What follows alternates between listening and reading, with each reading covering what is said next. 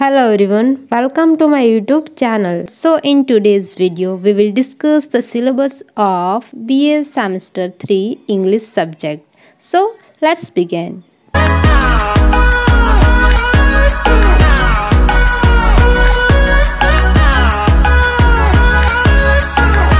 So BA semester 1 and 2 में यानी कि फर्स्ट ईयर में आपका जो मेन सब्जेक्ट है उसमें 2 पेपर्स आते थे, बट अभी सेमेस्टर 3 में एक न्यू पेपर ऐड होगा, यानी कि आपके अभी 3 पेपर्स आएंगे मेन सब्जेक्ट है उसके।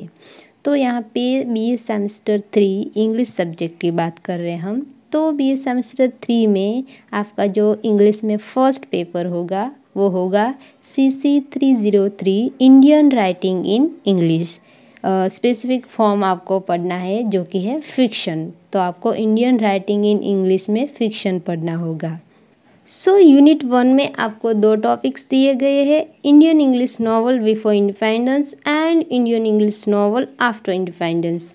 सो यूनिट 1 में आप पढ़ेंगे कि इंडियन इंग्लिश नॉवल क्या है, उसका स्टार्ट कैसे हुआ इंडियन इंग्लिश नॉवल लिखना, उसके फीचर्स क्या थे, कौन कौन से नॉवलिस्ट थे before and after.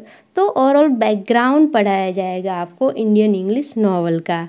So first आपका जो पूरा कॉन्सेप्ट है वो क्लियर हो जाएगा about Indian English novel.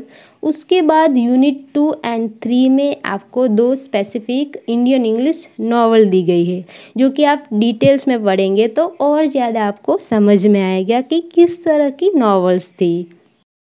So unit 2 में स्वामी एंड फ्रेंड्स नॉवल दी गई है, जो कि RK नारायण द्वारा लिखी गई है। यूनिट 3 में भी एक नॉवल दी गई है जो कि है कांथापुरा बाय राजा राव। तो ये 2 नॉवेल्स पढ़नी है आपको यूनिट 2 एंड 3 में, जिसको पढ़ने के बाद आपको और ज़्यादा अच्छे से इंडियन इंग्लिश नॉवल समझ आएगी।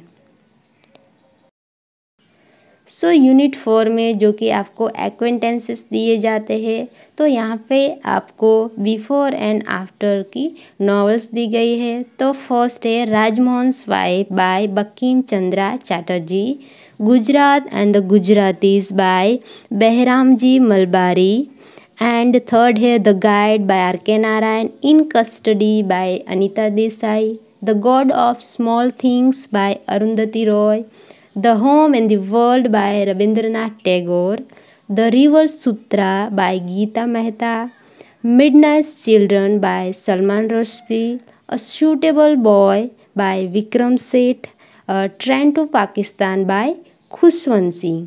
तो यहाँ पे आपको 10 नॉवेल्स दी गई है बिफोर एंड आफ्टर की, तो आपको ये पढ़ना है। इसको डिटेल में नहीं पढ़ना आपको, इसका थोड़ा थोड़ा आपको इंट्रोडक्शन पढ़ना है कि मतलब ओवरऑल क्या है ये नॉवेल्स। तो आपको एग्ज़ाम में भी उसको डिटेल्स में नहीं लिखना होता है। देन आपका जो नेक्स्ट पेपर होगा सेकंड पेपर, वो है CC 304 British poetry 17th and 18th centuries. तो इस पेपर में आपको ब्रिटिश पोइट्री पढ़ना है, जो कि स्पेसिफिक टाइम पीरियड दिया गया है 17th एंड 18th सेंचुरीज़ का।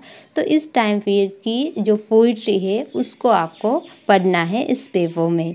तो यूनिट 1 में आपको 2 टॉपिक्स दिए गए हैं, chief characteristics of the age of Milton and growth and development of poetry during the 17th and 18th centuries। So unit 1 में आपको स्पेसिफिक टाइम पीरियड जो है 17th एंड 18th सेंचुरी का इंग्लिश लिटरेचर में, तो उसकी जो पोइट्री है उसका बैकग्राउंड पढ़ाया जाएगा आपको कि किस तरह की पोइट्रीज़ थी, कौन कौन से ऑथर थे। तो ऑथर आपको ज़्यादा डिटेल्स में नहीं पढ़ने होंगे, लेकिन उसके जो फीचर्स थे पोइट्री की कंडीशन थी, इस तरह का जो बैकग्राउंड है वो आपको पढ़ाया जाएगा। सो यूनिट 1 पढ़ने के बाद आप आपको जो इसका पोइटिक बैकग्राउंड है 17th एंड 18th सेंचुरी का वो अच्छे से समझ आ जाएगा और उसके जो रूलर्स है वो भी आपको समझ आ जाएंगे, जो कि 18th एंड सेंचुरी में कौन कौन से रूलर्स थे ये सब।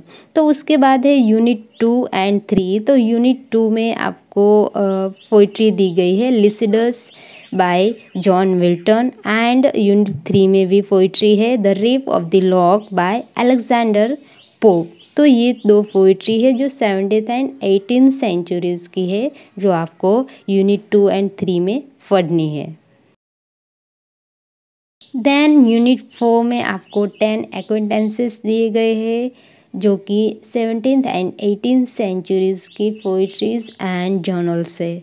So first is Paradise Lost by John Milton, Paradise Regained by John Milton, Elegy Written in Country Churchyard by Thomas Gray, Essay on Dramatic Poesy by John Dryden, Epistle to Dr. Arbuthnot by Alexander Pope, The Deserted Village by Oliver Goldsmith, than London. But यहाँ पे मैंने author mention नहीं किया क्योंकि ये जो poetry है London जो वो 2-3 ऑथर द्वारा लिखी हुई है, तो यहाँ पे ऑथर मैंने मेंशन नहीं किया। तो आप अपनी गाइड बुक से कंफर्म कर सकते हैं कि कौन से ऑथर की ये जो पोइट्री है वो यहाँ पे सिलेबस में दी गई है।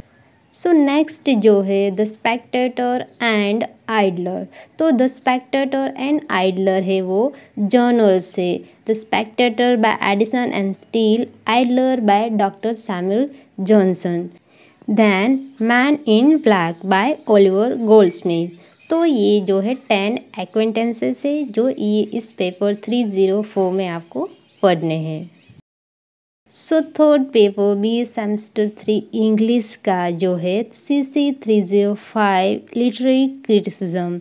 सो यहाँ पे सेमेस्टर 3 के स्टूडेंट्स को फर्स्ट टाइम क्रिटिसिज्म से इंट्रोड्यूस किया जाएगा। यूनिट 1 में आपको 3 टॉपिक्स दिए गए हैं। What is literary criticism, function of literary criticism and reader response theory. So यहाँ पे आपको 3 टॉपिक पढ़ने हैं। सो फर्स्ट टॉपिक में आपको पढ़ाया जाएगी कि क्रिटिसिज्म क्या होता है, लिटरेरी क्रिटिसिज्म क्या होता है।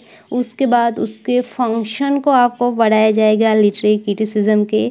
उसके बाद एक स्पेसिफिक थ्योरी दी गई है आपको, रीडर रिस्पॉन्स थ्योरी।